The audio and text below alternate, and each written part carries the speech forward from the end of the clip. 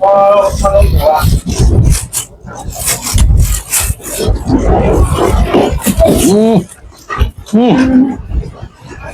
บดโก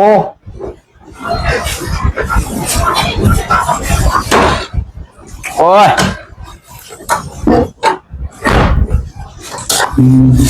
จางไปเลย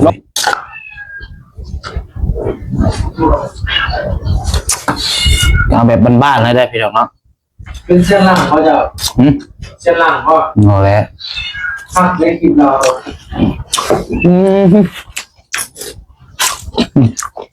แขกเลยภาษาเอาเราเบิ่งพอนี่นะพอดีเลยฟองแก้มก็มาเลยปึ๊บ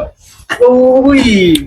ครบเลยเป็นได้ตื่มยังคุณทวีน่ะจางบ่พี่น้องเนาะหัวก่อนหัวให้น้องๆเป็นให้มันชุบๆหน่อย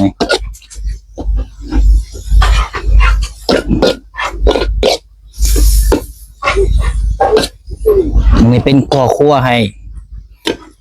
น้องๆแล้วก็พอสร้างน้ำปลูกดอกเอาไม่เกิดว่าให้คนสุดไปเฮ็ดสายฟ้าไปเจ้าของส่วนแป้งทำสายผ้าเบิ่งพันให้ก่อน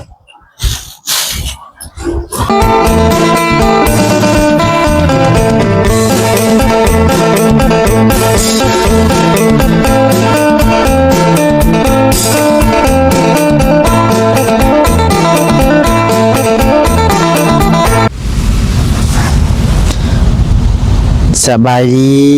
ยดีพ่อแม่พี่น้องทุกคนเด้อที่เข้ามาชมคลิปนี้ก่อนอื่นเบิดก็ขอโทษขออภัยนำเสียงน้องพี่น้องเนาะพอดีว่าน้องพัดไส้กะบ่ฮู้ว่าเป็นย้อนสาเหตุหยังพี่น้องเอ้ยพอดีว่าน้องพัดไส้ก็ถ่ายคลิปอยู่ดีๆแหละเนาะแต่ว่าคลิปนี้มันเสียงบ่ได้ยินแต่ตอนแรกพี่น้องเอ้ยจนฮอดช่วง10นาทีจังได้ยินถ่ายจนฮอด10นาทีพุ่นแหละน้องพัดไส้มาไล่ตัดเบิ่งทำหลังเพราะว่าเอ้าเสียงบ่มีก็แต่ก็บ่ฮู้ว่าเป็นย้อนสาเหตุตัวใดพี่น้องว่าเป็นย้อนไมค์บ่คือว่าโทรศัพท์บ่ก็บ่ฮู้ตัวนี้พี่น้องเนาะยังไงก็ขอโทษขออภัยนำเวลาพี่น้องเอ้ยแล้วน้องบ่ใส่ก็สิมาพากย์เสียงเอาพี่น้องเนาะตอนนี้ก็กำลังซอยซีนพี่น้องเอ้ยเนาะซอยซีนเฮ็ดลาบซีนสู่พอสร้างกินแล้วก็ทีมงานทางน้องๆน้องสายฟ้าบุญทวีพี่น้องเนาะเฮ็ดสู่เพิ่นกินนั่นแหละพี่น้องเอ้ยพอน้องใส่ก็เอาซีนมาแต่ห้านแม่พี่น้องเนาะแต่เช้าพุ่นแหละตอนนี้ก็เที่ยงแล้วก็สิมาเฮ็ดสู่น้องๆเพิ่นกินนำกันพี่น้องเนาะเสียงก็บ่มีพี่น้องเอ้ยขอโทษขออภัยนำเวลาเนาะเอาเดี๋ยวจังได๋ก็ตัดภาพไปตอนมีเสียงพี่น้องเนาะพี่น้องเนาะเดี๋ยวตัดภาพไปตอนซอยแล้วก็ได้ซะเนาะเดี๋ยวซอยก่อนพี่น้องน้องบ่ใส่ก็ซอยบ่ไหวปานใดซอยบ่เก่งแม่ว่าซอยบ่เก่งนะซอยซีนนี่นะซอยบ่เก่งแค่หยุดไว้ก่อนก็ได้บอบบี้โดยจบเกี่ยเพื่อเนาะเราฟังแล้วนี่เราทำอะไรนั่นแหละพี่น้องมาวันนี้กับซอยตับหวาน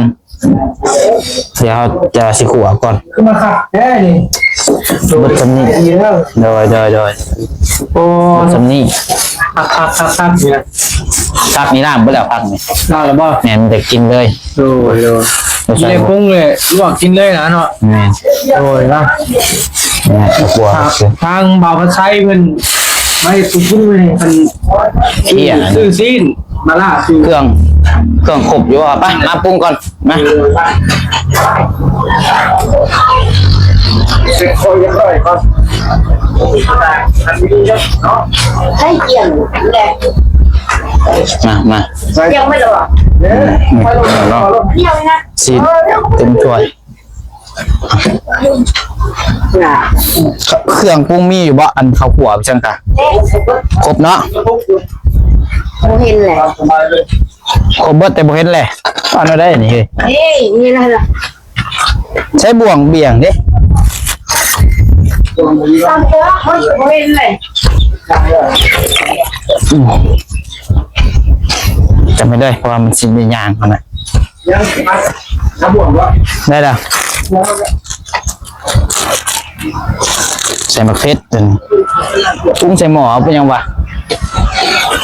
โอ้หม้อในบนล่างเฮ้ย เด็ก เลยลูกว่า ๆนั่งหมอก ปั๊บปั๊บ ผูกเด้อ เด็กก็ชิขวาเอาป่ะ แม่นสิขัวเด้กินดิบ ดิบคอยสิ บ่กินได้ดิบเนาะ ลูกเลยสุดบ่เจ้าโอ้เจ้าเรียกเราแบ่งกัน จะสิเอาดิบบ่ เลย โอเคโอเค โอเคแยกกันนะ ตัวยันเพชรเว้ยเพชรได้บ่ได้จังนะ ได้อยู่แต่เด็กน้อยแล้วอยาก น้องเพิ่นเนาะ เอาพอกิน เพชร เชียบมูแซ่บใช่ป่ะ ใส่เค็มหมูบ่ เฮ้ย นี่ล่ะว่าข้าวคั่วแล้วว่านี่ แม่นเป็นพวกตัวไหนเดี๋ยวก่อน บ่ตัวนี้ก็แม่นล่ะบ่ แม่น ข้าวคั่วไทยเด้นี่เนาะโอ้เอาเพชรกับเพชรไทยบ่คักได้แบบนี้เนาะเป็นนัวผงชูรส ชื่อเลยเจ้าเลย ฮะ ชื่อเรา คือยังเพื่อน เฮ้ยเจ้า คือเซฟบ่ เมื่อหันจะเห็นคล้ายป่ะ แม่นตะกี้ก็เอ้าผงนัวแล้วว่านี่ แม่ โอ้ยอยากจากลงได้มัน เขาเรียก ฮะใส่ร้ายแซ่บร้ายใส่หน่อยใส่บัดทงเลยเป็นไงวะ ผมหล่นเลย ไปเอามาได้เป็นน้ำปลาดีป่ะมีบ่น้ำปลามีอยู่บ่ตัวนี้บ่มีไปแล้ว ใส่อายุนะ เขาสร้างน้ำปลามีอยู่บ่ นี่ลำบ้านเนี่ย เดี๋ยวมาเอามาโอ้ลมดีเนาะ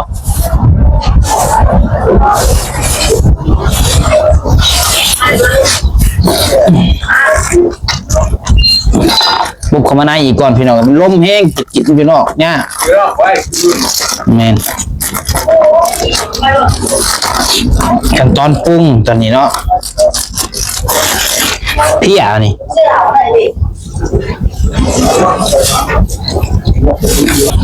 โอ้ เราไปเดียวเอาไปมากินข้าว พอสร้างเอาถ้วยมาให้พี่สิแบ่งให้พอสร้าง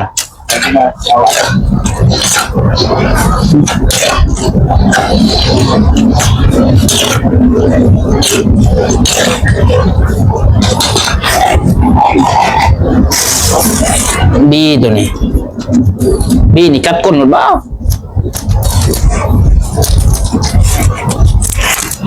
ก็ไม่อยากได้พี่น้องเลยบีงัวบีควายโอ้ผมผลไปจ้ะโอเค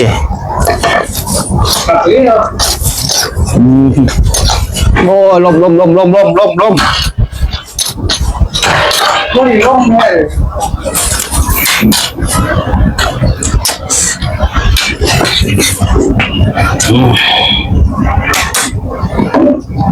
มันบริซีมสามชั้นน้ำปลาเลยโอ้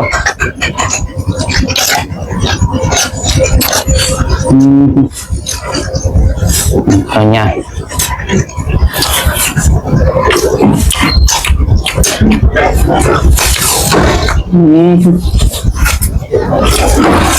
โอ้ยพวกประตูกะ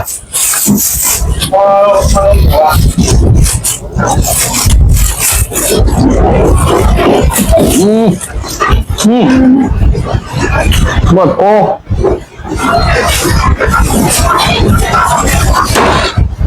โอ้ย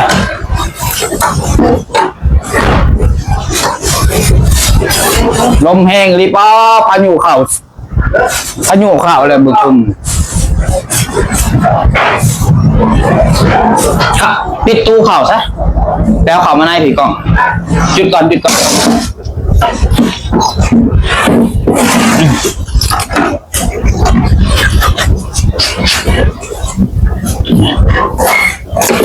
แจ้งอยู่เฮ้ยโอเค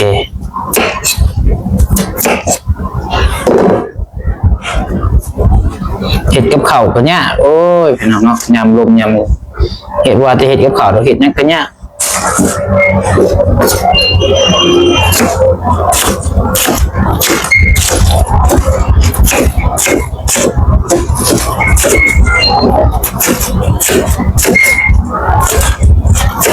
แน่นอน ผักอะไรเนาะใส่ชุบผมเลยสิ นั่นแหละ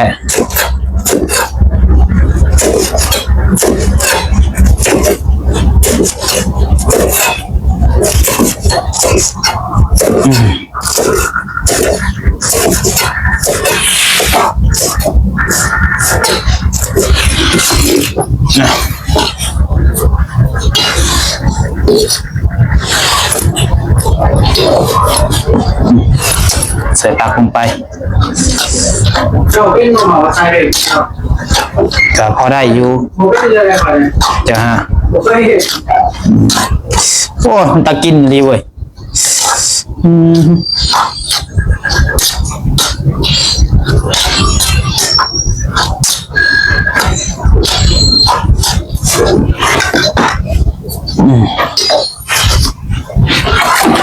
แบ่งให้ประสานก่อน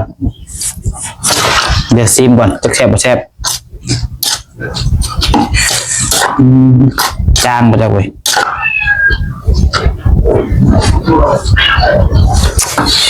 เอาแบบบ้านๆเลยได้พี่น้องเนาะ เป็นเส้นล่างเขาจะเส้นล่างเขา เอาแล้ว ผักเล็กกินเรา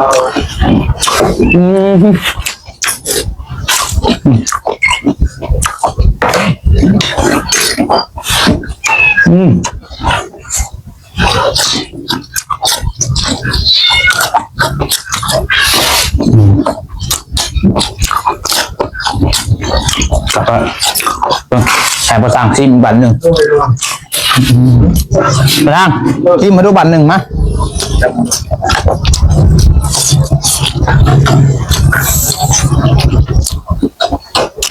เป็นดิบดู โอ้ตัว เป็นดิบบ่ เบิ่งดูนี่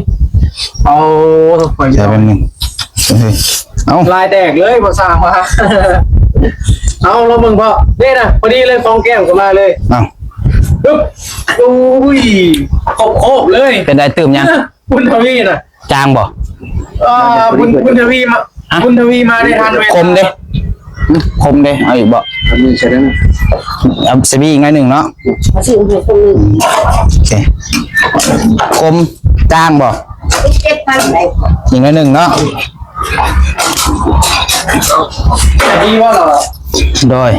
เราติมหน่อยหนึ่ง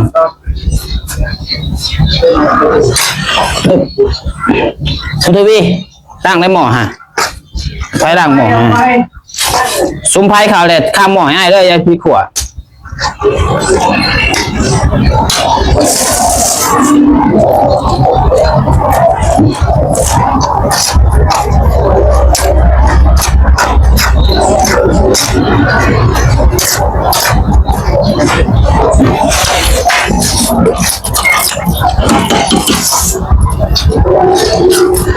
มาแล้วได้บัน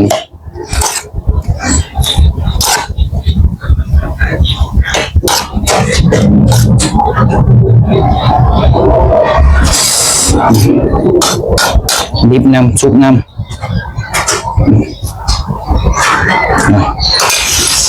ร้อยหนึ่งเนาะ พ่อใส่ แมนขวดแล้วแบบ นอกไปไอ้ขวด อัดไว้ก่อนตัวนี้ ดูเอาไว้ตัวหลังเนาะ แมนปิดเลยแผดไปฮะแต่ถ่ายบุ้งกวางแบบนี้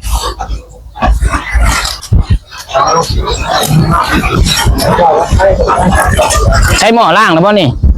นั่งเอาไว้ที่คุณน้องๆคนนั่งแล้ว หม้อตัวนี้กินล่างไม่อีกบันหนึ่ง ไร ฮะ นี่ก็ เอาตัวนี้เอาเป็นไงเอาคนหุกแล้วเลยปลาใบกินกินนี่เขานำผู้คุกใส่ยังไง เจ้คุณไม้แต่แบบ แม่นติดไฟดังไฟบนติดจำนี่ เขามีอย่างไรให้เราไปบุตรผมมีกันนำหมักคราวอ่ะ แกไปดูบัตรหนึ่งนี่เอาไปเช็คแคปให้ดูนี่ แคบอ่ะ1 2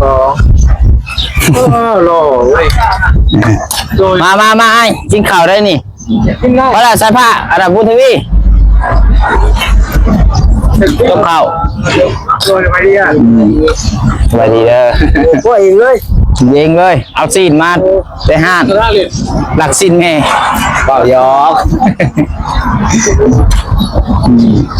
โอ้ไม่ได้แบบอย่าได้เลยเข้าไปเลย ยังเบาข้างเลยแน่ เอาว่าจะเก็บมาให้ตึ๊ดมือเฮาเขียนเดิมคือเก่า เจ้าบ่เห็ด เลย เช็ดบ้านนี้จีกันนี่แท้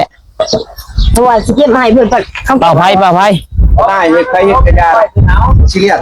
เออ ไม่ได้ไม่ไหวเขายอมรับเราอยู่น้องใจมันเนาะน้องยอมรับเลยคนชนป้าเสือป้าป้าน้องหรือว่าเป็นไงเดียวกันธรรมดา แจ็คไม่ใส่เลยเนาะ ไอ้ ใส่ผ้า เอาข้าวไปก่อนเท่าหรอวะไป เป็นยังไงเนาะปวดก่อนปวดให้น้องๆเป็นให้มันชุบๆยังไง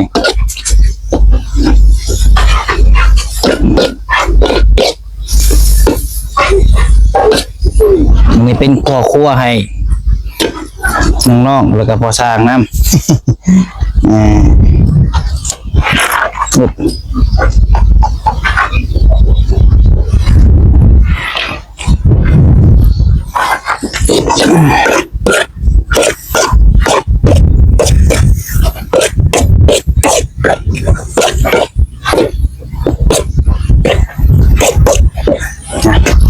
พอ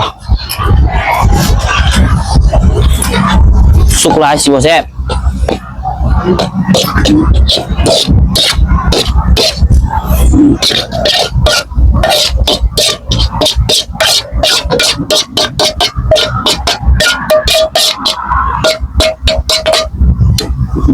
ใส่ยังโดนบ่นะมันสาดที่ซองนี่แหละหา6 มื้อ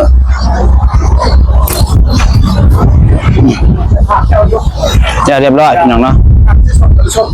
ไปฝากชื่อส่ง ไอ้เดี๋ยวนี่ใครส่งมีนะส่งกระชับ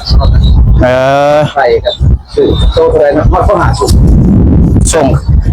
ส่งกระชับ อยู่ห้านเรื่อยเฮามีอยู่รูดส่งหา สั่งมีจ้ะ ได้เดี๋ยวเอาเฟซหาไว้แล้วสิโทรหาไปแล้วโอเค เพราะมือแรกเงินเขาจะเอาเงินให้เจ้าเลยจะมาเลยกับมาเลยไปโรงเรียนเลยลืมอันนี้ไปผมเราผมจะซื้อไปกินข้าวบ่ปิ้งบ่แลนี่ ติดตามเจ้า มันมีอันคาเป็ดบาร์บี้อยู่ได้คาเป็ดก็มี โอ้แล้วแต่ ไปสับปะเอา ใช่เลยใช่กันใช่กันอยู่นี่ก็ได้ มาพี่น้องเนาะได้แล้วเอานาง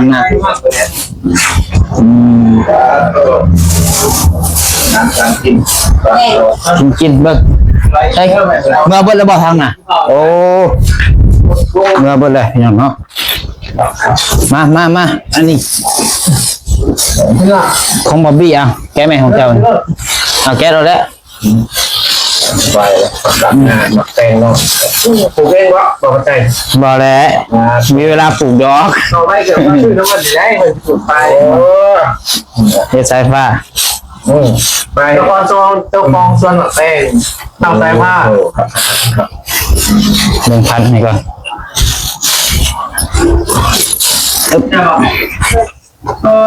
ใช่วงว่านี่เมื่อกี้นั่งว่าดีกว่า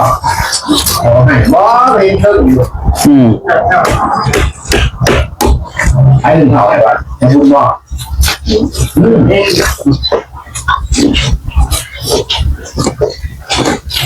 แอบได้เห็ดน้อยกินมาคุณทักกันกินสิ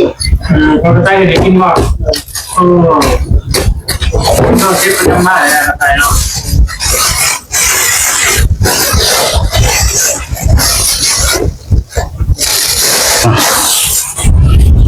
กินอ้าวเสร็จไอ้พี่จะได้ต่อบ่เอาโอเคพี่น้องนี่แหละนอกจากคลิปนี้ก็เห็ดกินในน้องเพิ่นกินข้าวน้ำกันเดี๋ยวน้องภาษาก็จบคลิปไปเพียงเท่านี้นะพี่น้องแฮปปี้เพิ่นถ่ายจอพี่น้องเอ้ยอยู่ดีมีแฮงบ่ทุกคนนะพี่น้องเด้อสำหรับคลิปนี้ก็ขอบคุณที่มาชมคลิปน้องภาษานะพี่น้อง เอาเดี๋ยวลำลาไปก่อนพบกันคลิปใหม่เพียงเนาะขอกล่าวคำว่าสบายดีพี่น้องสบายดีเด้อ